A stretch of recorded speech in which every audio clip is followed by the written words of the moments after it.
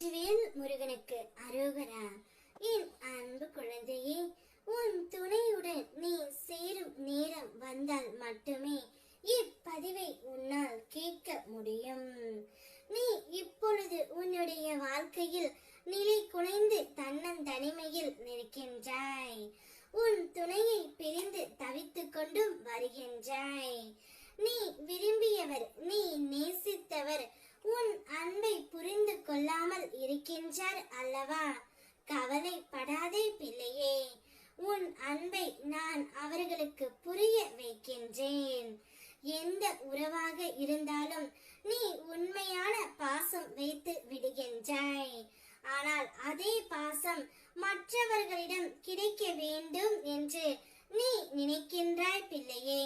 அதில் ஒன்றும் தவறு இல்லை.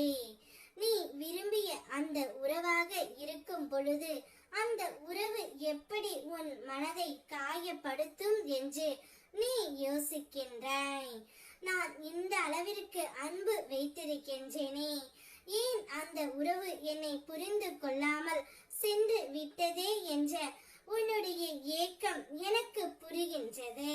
துணையின் வீட்டிற்கு சென்று உன்னுடைய அருமையை எடுத்து உரைத்து உன் துணையுடன் உன்னை நான் சேர்த்து வைப்பேன் தங்கமே.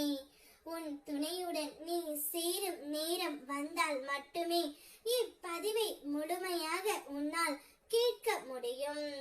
அப்படி நீ கேட்டுவிட்டால் எங்கு இருந்தாலும் உன்னுடைய துணை உன்னை தேடி வந்து விடுவார். வாழ்க்கையில் உன்னை நீயே ஏமாற்றிக் கொள்கின்ற முதல் விஷயம் என்ன தெரியுமா பிள்ளையே? நீ பாசம் வைத்த அனைவரும் உன் மீது பாசம் வைத்து இருக்கிறார்கள் என்று கற்பனை செய்வது தான். ஏனென்றால் அது எனக்கே நடக்காத ஒன்று. தாராளமாக பிறர் மீது அன்பு வை, அதை திரும்ப ஒரு நாளும் எதிர்பார்க்காதே.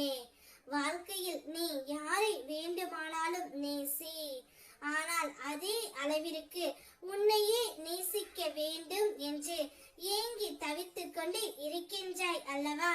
அந்த வாய்ப்பை உனக்கு உன் அப்பா நான் தரப்போகின்றேன்.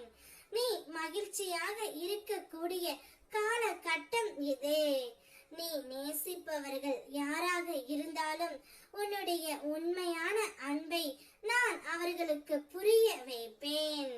உன்னுடைய அன்பின் ஆழத்தை நான் அவர்களுக்கு எடுத்து உரைக்க போகின்றேன். உன்னை தேடி அவர்களையே தேடி ஓடி வர செய்ய போகின்றேன். உன்னுடைய துணை மனம் மாறி உன்னிடம் வந்து விடுவார். அவருடன் உன்னுடைய வாழ்க்கையை தைரியமாகவும் சந்தோஷமாகவும் நீ தொடங்கு. வெற்றிவேல் முருகனுக்கு அரோகரா.